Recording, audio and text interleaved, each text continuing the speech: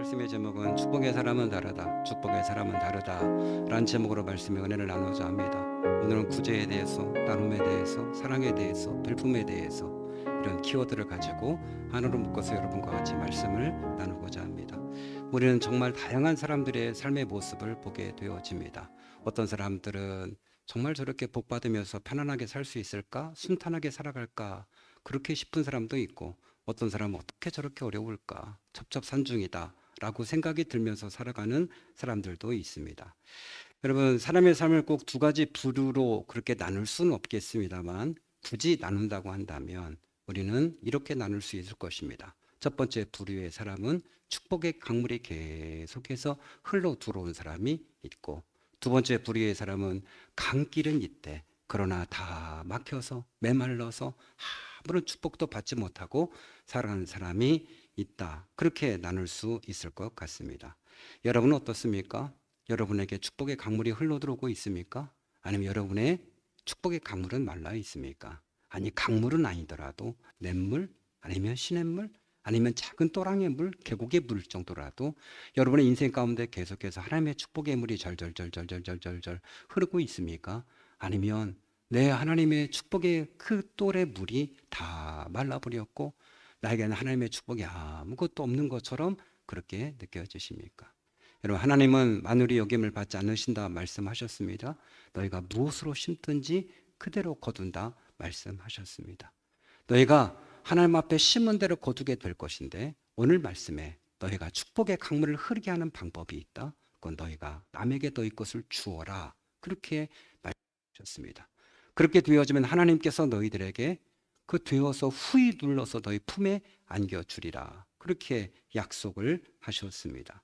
성경은 굉장히 역설적입니다.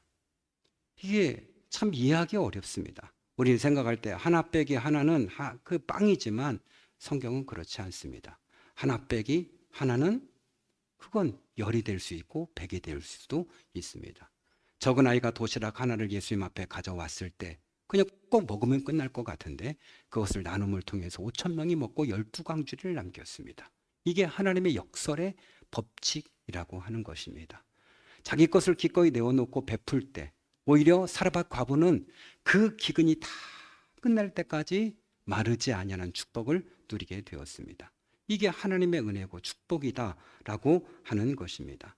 우리는 농작물을 통해서도 이 법칙을 깨닫게 되어집니다. 한 알의 밀알이 땅에 떨어져서 죽지 않고 그냥 있으면 한 알 그대로 있고, 죽어서 썩어지면 그곳에서 많은 열매를 맺는다고. 한 알이 죽어지면 그곳에 싹이 나고 결국은 30배, 60배, 100배의 결실을 맺는 것처럼 우리가 하나님 앞에 무엇인가를 심게 되어지면 하나님께서 우리에게 귀한 것을 주시는 거죠. 여러분, 자녀들이 부모님을 기쁘게 해드리면 그것은 매우 작은 거지만 부모님은 그에게 대하는 것은 다른 거죠. 자녀가 기쁘게 해드리면 자녀는 사탕 하나만 줬을 뿐인데 부모는 그에게 더 많은 것들을 줄 수 있는 것처럼 하나님과 우리의 관계는 비교할 필요가 없죠. 우리가 누군가의 아픔을 보고 도와줄 수 있다고 한다면, 그것이 하나님 마음에 흡족하다고 한다면 본문에 얘기한 것처럼 하나님께서 차고 넘치도록 흔들어서 풍성하게 넘치도록 우리의 품에 안겨주시겠다. 그렇게 말씀을 하셨습니다. 헌금의 원리도 마찬가지라고 생각합니다. 여러분이 11조 드리고 계신데 얼마나 큰 금액입니까? 정말 큰 금액이죠. 이것저것 다 빠져나가고 11조를 계산하면 실제 우리의 삶 가운데 엄청난 비중을 차지하는 겁니다. 그런데요, 11조에서 가난해진 사람은 없습니다. 11조에서 망한 사람은 없습니다. 11조에서 궁핍한 생활하는 사람은 없습니다. 왜냐하면 하나님께서 그 이상으로 채우시는 그 은혜가 있어요. 말라기에 뭐라고 말씀하셨습니까? 너희가 쌓을 곳이 없도록 붙지 않아 보라. 오라, 내 소득에서 11조가 빠져나갔는데 하나님의 약속은 역설이에요. 오병이어 기적처럼 너에게 쌓을 곳이 없도록 내가 붓겠다, 그렇게 말씀을 하셨다라고 하는 거예요. 남에게 도움을 주는 것에 대해서 엄청난 축복들을 약속을 하셨습니다. 좀 전에 우리 소율권 차님이 다 읽어주셔서 제가 굳이 다시 읽지는 않겠습니다. 그 요약을 보면 첫 번째, 너를 영화롭게 하고 또 아버지가 갚아주겠다고 얘기하고 여호와께 꾸이는 것이라고 얘기하셨고, 그 다음에 윤택하게 될 것이다 말씀하셨습니다. 특별히 잠언서 11장 24절부터 보면 이렇게 말씀하셔요. 과도하게 아껴도 가난하게 될 뿐이다 말씀하셨어요. 우리가 생각할 때는 아끼고 전력하고 모으고 그렇게 안 쓰고 그러면 부하게 될 것 같은데 오히려 가난하게 된다는 거예요. 축복은 어디부터 오는 거죠? 하나님부터 오게 돼요. 그래요. 좀스러운 부자는 그저 좀스럽게 겨우겨우 먹고 사는 부자는 자기가 애써서 살아야 되지만 큰 부자는 하나님이 내려주시는 거예요. 하나님께서 부어주시는 거예요. 여러분 사명화학 그 아들이 잘못 물려받아서 뭐 부도가 나고 어려움을 처했습니다만 그 아버지는 6천억을 장학재단을 우리나라 최고 큰 장학재단을 만들었어요. 나중에 1조가 넘는 장학재단을 만들었어요. 어떻게 가능한 걸까요? 베풀매 그 은혜가 뭔지 그 법칙이 뭔지를 깨달은 거죠. 우리는 평생 동안 1억, 10억, 100억 모으기도 어려운데 그분은 1조나 되는 것을 장학헌금으로 만들어서 그 후학들을 도움을 주는 사람이 되었다. 큰 부자는 어디서 오는 거죠? 하나님께서 시기를 만나게 하시고 때를 만나게 하시고 사람을 만나게 하시고 그런 거죠. 세상의 사람들은 운때가 맞는다고 하는데 우리는 그렇지 않습니다. 하나님께서 은혜의 때를 만나게 하시는 거예요. 어떻게 할 때? 내가 다른 사람에게 부어줄 때, 다른 사람에게 베풀 때 주님께 뭐라고요? 나에게 뿌이는 것이다. 여호와께 부어주는 거다. 이렇게 나는 가난한 사람에게 줬지만 나는 어려운 사람들을 위로해 줬지만 누가 받으시는 거예요? 주님이 받으시는 거죠. 우리는 이 마태복음 25장의 마지막 심판 때 양과 염소 비유 알고 있지 않습니까? 주님께서 왼쪽에 있는 염소들에게 말했죠. 내가 배고플 때, 목마를 때, 감옥에 갇혔을 때, 헐벗었을 때 넌 나를 돌아보지 않았다. 그들이 한결같이 얘기했죠. 우리가 언제요? 우리가 언제 안 돌봤어요? 이렇게 얘기했을 때 주님이 그저 적은 소자 하나에게 하지 않은 것이 곧 나에게 하지 않은 것이다. 반대편 사람들에겐 내가 배고플 때, 뭐 병들었을 때 네가 나를 돌봐. 우리가 언제 그랬습니까? 적은 소자에게 한 것이 곧 나에게 한 것이다. 우리 말씀에 오늘 말씀에 그래서 얘기하는 거예요. 그죠? 이들에게 하는 것은 결국은 곧 나에게 꾸는 것이다. 그리고 아버지가 갚아주실 것이다. 이렇게 말씀하고 있습니다. 반대로 여러분 어려운 사람을 도와주지 않는 것은 그의 기도를 하나님께서 듣지 않으시겠다. 그렇게 말씀을 하셨습니다. 주라, 베풀라, 나누라. 이것이 하나님께서 우리에게 하신 명령이에요. 그래야 내가 너희들에게 그렇게 주겠다. 말씀하셔요. 나는 작은 것을 주지만 우리 주님께서 그것을 받으시고 하나님의 마음이 흡족해서 우리에게 주시는 것은 내가 주고 베푼 것보다 그 몇백, 몇천 배로 더 하나님께서 우리에게 내려줄 수 있기 때문에 그렇습니다. 우리 놀라운 건 너희들의 헤아림으로 너희들이 헤아림을 받을 것이다. 너희들이 그 대박으로 데워주는 그 대박으로 내가 너희들을 대할 것이다. 그렇게 말씀하셨어요. 머리로 자꾸 계산하고 자꾸 쪼잔하게 굴면 나도 너희들에게 쪼잔하게 굴 거야. 이 말씀이에요. 너희가 너희 모든 것으로 후하게 하면 나도 너에게 후하게 대할 거야. 이거죠. 하나님이 쪼잔하게 구시면 얼마나 쪼잔하게 구실까? 하나님이 후하게 대하시면 우리를 얼마나 후하게 대하실까? 이걸 말씀을 하고 계신 것이죠. 여러분 유명한 명언이 있습니다. 남에게 사랑을 받지 못할 만큼 부유한 자도 없고 남을 사랑하지 못할 만큼 가난한 자도 없다. 이런 말씀이에요. 나는 줄 것이 없는데요. 그렇지 않습니다. 우리는 남을 도와준다고 할 때에 너무 물질적인 것에 매여 있으면 안 돼요. 여러분 적어도 우리나라는 이제 먹고 사는 문제 때문에 이게 도와주고 하는 시대는 어느 정도 지났어요. 물론 아직도 어렵고 힘든 분들이 있습니다만 그러나 대부분은 먹고 사는 문제가 아니고 마음의 갈기, 가난함, 힘듦이 그들 삶 가운데 있다라고 하는 거죠. 아주 오래전에 지은 찬양시지만 정말 마음이 와닿는 건 찬양 503정으로 바뀌었죠. 세상 모두 사랑 없어 냉랭함을 아느냐. 가사가 이렇게 돼 있어요. 1절에 세상 모두 사랑 없어 냉랭함을 아느냐. 곳곳마다 사랑 없어 탄식 소리뿐일세. 2절에는 곳곳마다 번민함은 사랑 없는 연고여. 치근하게 손을 펴고 사랑받기 원하네. 어떤 이는 고통과 근심 걱정 많으나 사랑 없는 까닭에 저들 실망하도다. 사랑 없는 까닭에 사랑 없는 까닭에 사랑 없는 까닭에 저들 실망하도다. 이렇게 되어 있는 거예요. 우리가 남을 도와라, 남을 구제하라 라고 이야기할 때 단순하게 그저 물질로 내가 돈 얼마나 도와줄까 여기에서 멈추면 안 되는 거죠. 물질은 그건 최고 기본적인 거죠. 그냥 물질이 아니죠. 도움을 받을 때는 물질이 아닌 거예요. 얼마든지 다른 것을 섬길 수가 있어요. 다른 얼마든지 사랑을 우리가 표현할 수 있습니다. 우리가 저희 집사람과 함께 지난주에도 우리 오은우 성도님 가정에 방문했어요. 근데 오은우 성도님께서 호박을 2개를 따 놓으셨다가 이걸 누구에게 팔아먹을까 하다가 목사님에게 팔아먹는다고 하면서 주셨어요. 그건 조크죠, 조크. 진짜 팔아먹었나? 이렇게 생각하시면 안 돼요. 그건 조크예요. 그냥 우스갯소리로 그냥 팔아먹을까 했는데 팔아먹을 사람이 없었는데 잘 됐다고 하시면서 주셨어요. 오늘 여러분이 점심에 드실 된장찌개는 그 호박으로부터 온 거예요. 여러분 생각해 보십시오. 호박을 돈으로 계산할 수 있나요? 슈퍼에서 계산하면 뭐 2, 3천 원씩 하겠죠? 돈으로 계산 뭐 한 6천 원 하겠죠? 요즘 비싸니까? 그럼 그게 6천 원어치 값어치가 있는 건가요? 그렇지 않죠. 그걸 돈으로 환산하는 것은 타락한 인간이죠. 그건 돈으로 계산할 수 없는 거예요. 그 호박의 가치는 우리 성도님의 마음이 그 속에 담겨져 있기 때문에 그 얼마짜리라고 이야기할 수 없는 거죠. 우리 집에 가면 돌멩이가 떡하니 전자레인지 위에 놓여져 있습니다.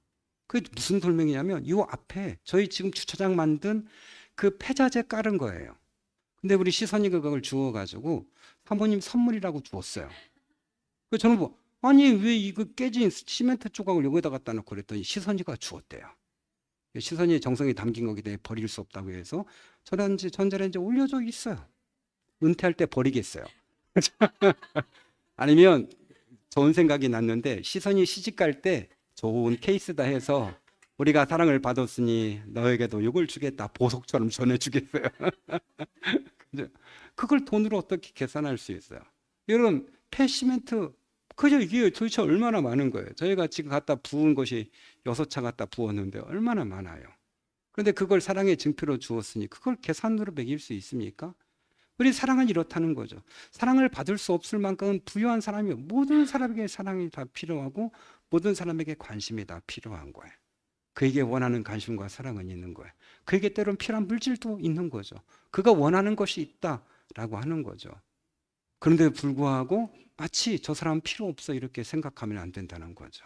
그리고 나는 아무것도 줄 수 없어 그렇게 생각하면 안 되는 거죠. 물질이 없으면 관심을 주고 사랑을 줄 수 있고 가장 큰 건 충복 기도를 해줄 수 있는 거죠. 하나님 앞에 기도해 줄 수 있는 것보다 더 큰 선물이 어디 있어요?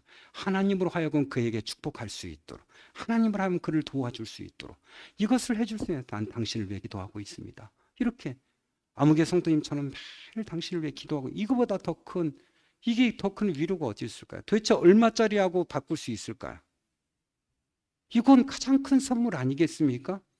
그런데도 불구하고 하나님의 축복의 강물을 흐르게 하지 못하는 이유는 이렇게 베풀고 나눔이 없다라고 하는 것이죠. 여러분, 하나님께서 우리를 어떻게 사랑하셨습니까?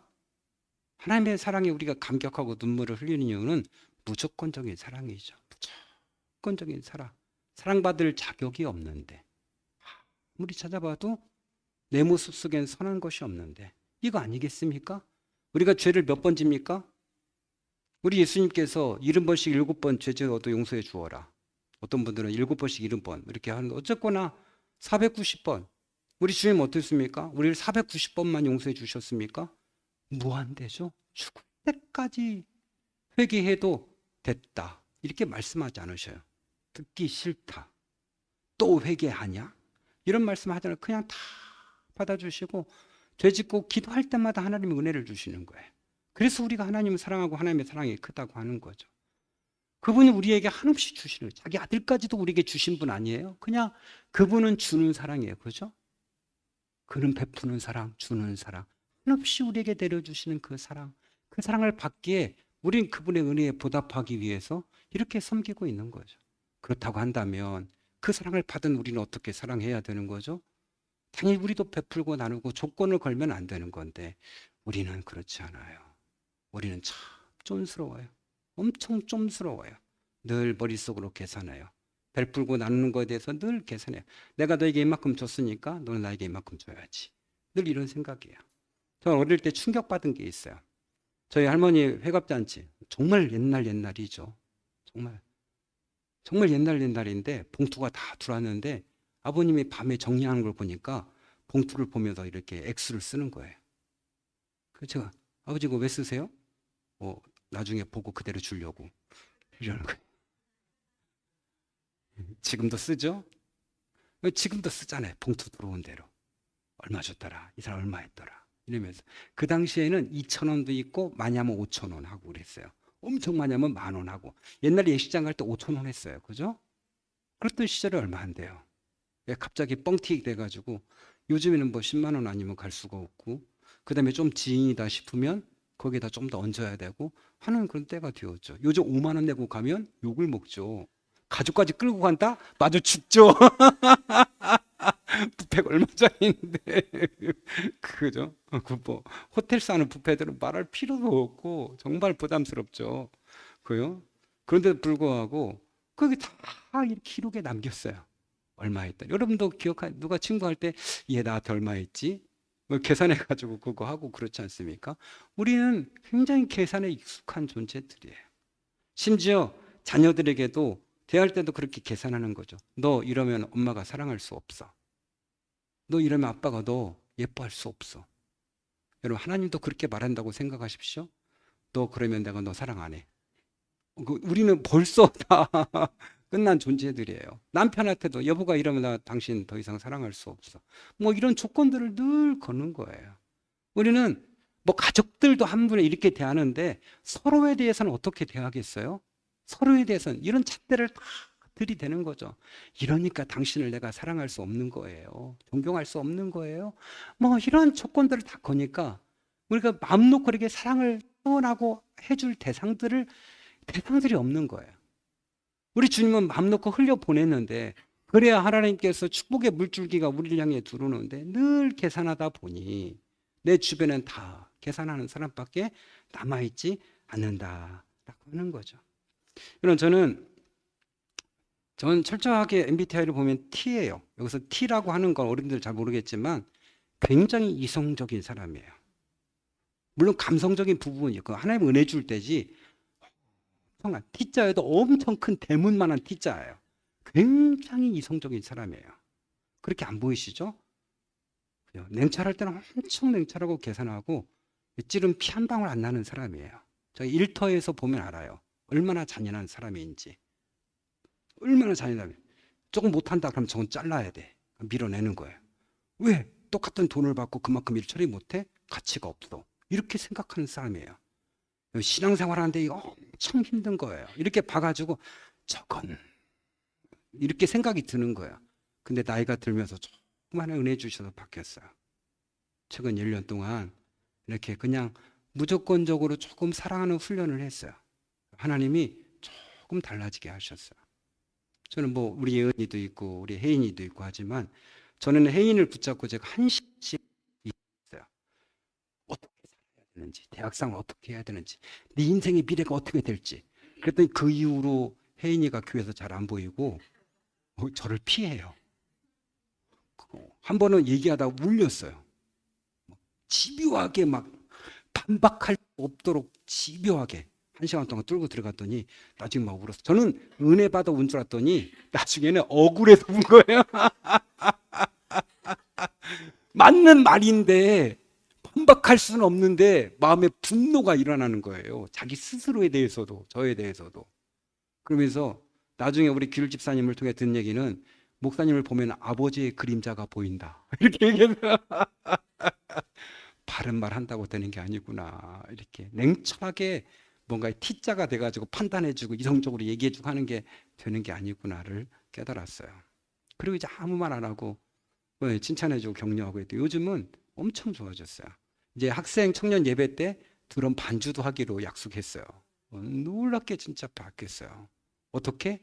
그냥 무조건적으로 사랑하는 척 했더니 바뀌었어요. 아직까지 걷길 안 돼. 그냥 우리 연희도 무조건 사랑하는 척 이거지 뭐. 저는 그게 잘 안 돼요.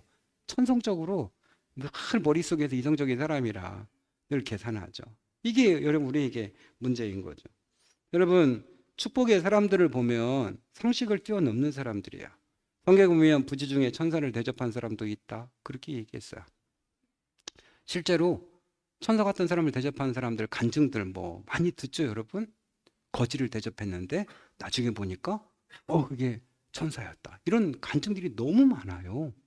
그 주님께서 꿈 가운데 환상 가운데 야 내가 고맙다. 이런 이야기를 들은 얘기가 너무 막 그걸 통해서 하나님이 막 축복의 물을 확확 연 이런 뭐 간증들은 너무 많아요. 부지 중에 어떤 분은 정말 어려운 가운데 밥상을 차려놨는데 거지가 옛날에는 이렇게 부엌하고 안방하고 쪽문이 이렇게 있었어요. 그죠? 그래서 그걸 열고서 밥상을 이렇게 들여내고 골로 이렇게 밥상이 나왔다 들어갔다 그러는 거예요.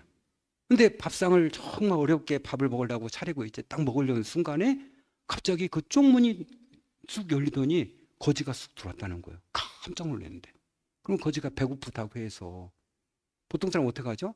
쫓아내겠죠. 뭔 짓이냐고 이게 지금 밥 먹으려고 한다면서. 그렇지 않고 자기는 너무 힘들고 배고프지만 자기가 먹으려 했던 밥을 대접했대요.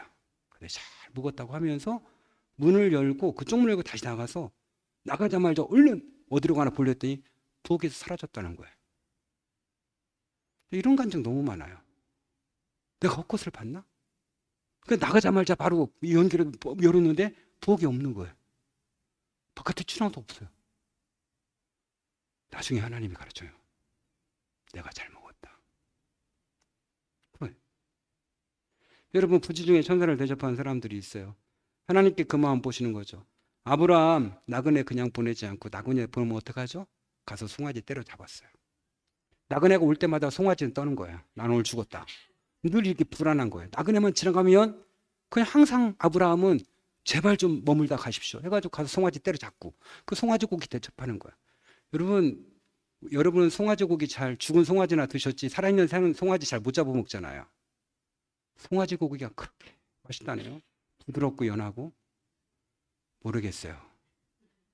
장로님 드셔보셨어요? 살아있는 송아지 고기 잡아서? 아무나 못 죽이죠. 옛날 송아지 낳다 죽은 것만 갖다 아버님 드셨던 거 기억나는데 송아지를 늘 때려요. 송아지는 늘 불안한 거예요. 나그네만 가면. 근데 하나님이 그 일을 통해서 축복하시는 거예요. 자녀에도 주시고 축복의 문이 활짝 열리고 그죠? 복의 근원으로 만드셨어요. 여러분 이삭의 아내 리브가는 어떻게 이 복의 근원의 가문의 며느리가 됐죠? 뭐 여러분 아시다시피 아브라함이 종 엘리에셀을 보냈잖아요. 그 며느리감 구해와라. 그래서 우물에 가가지고 있는데 여자가 하나 오는데 가서 물 좀 달라고 했더니 물만 주는 것만 아니라 부탁도 안 했는데 낙이 10마리 그 낙타 10마리 물까지 막 기르서 다 먹였어요. 그거예요. 베푸는 거예요. 결국 그런 축복에 그저 아름다운 안주인이 되어질 수 있었죠. 다윗 말할 필요도 없어요. 다윗이 블레셋 전투를 위해서 시글락을 비우고 갔을 때 거기에 있었던 모든 가족들, 부하들 가족까지 다 잡혀서 끌려갔죠. 아말렉 사람들에게. 그 막 부하들이 막 난리가 나고 막 다윗 죽이려고 하고 어쨌거나 이리저리 해서 추스려 가지고 쫓아가는데 가다 보니까 애굽의 한 청년이 병들어서 죽어가고 있어요.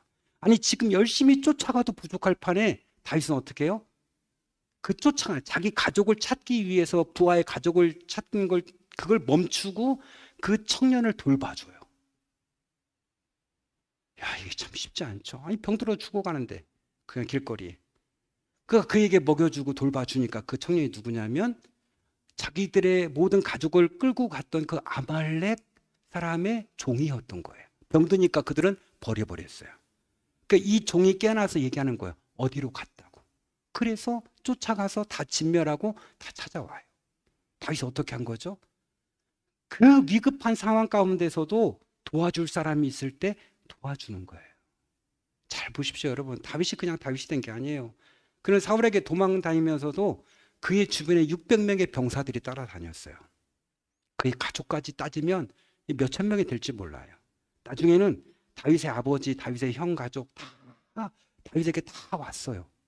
다 받아서 본인이 다 그들을 책임져 주었어요. 그러니까 왕이 되죠. 그 정도 품어줄 수 있으니까. 좀스럽게 야 나도 살기 힘들다 야. 다 물리치고 했으면 누가 다윗 편에 서서 목마르다고 할 때 자기 목숨 걸고 가서 베들레헴에 가서 물 그 한 바가지 떠오겠습니까?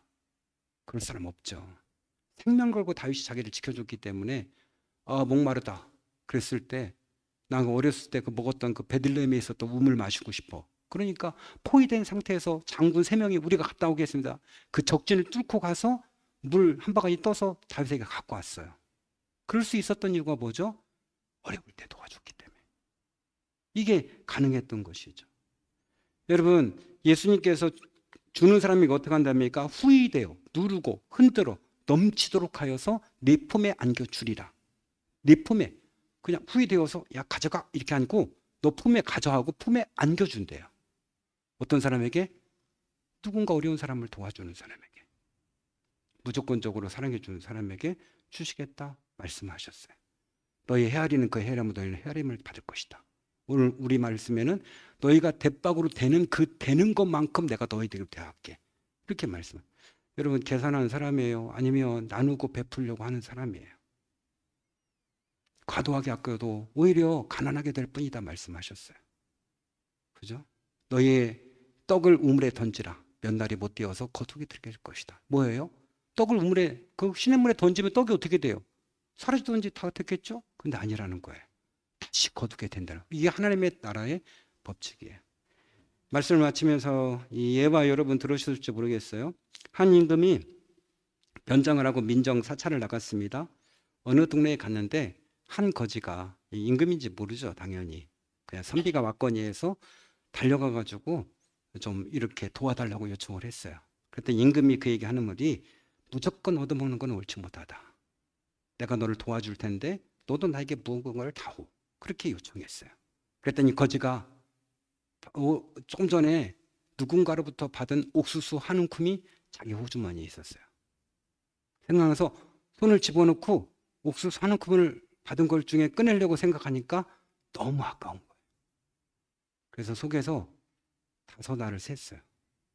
그리고서 임금에게 드렸어요. 임금이 그걸 봤더니 그래, 네가 나에게 옥수수 5알을 주었으니 나도 너에게 주겠다. 호주머니에 임금이 손을 빼더니 조그만 금싸라기, 금으로 된 쌀아기 같이 생긴 거 5알 세가지고 그에게 주었어요. 이게 뭘까요? 하나님은 그렇다는 거죠. 너희가 대박으로 대 계산해? 이 사람 도와줄 수 없어 그렇게 얘기해? 그럼 나도 너에게 그렇게 대할게. 이거예요. 만약 그에게 호주머니를 다 털어서 다 줬다면 임금이 어떻게 했을까요? 자기가 가지고 있는 주머니를 통째로 그에게 주었겠죠. 하나님 우리에게 어렵고 힘든 걸 요구하지 않습니다. 하나님 우리가 할 수 있는 사랑과 관심과 물질을 어려운 사람들에게 나누기를 원하시죠. 여러분, 우리 젊은 사람들도 우리 권사님도 혼자 계시고 오은선도 혼자 계시고 어르신들도 찾아갈 수 있죠.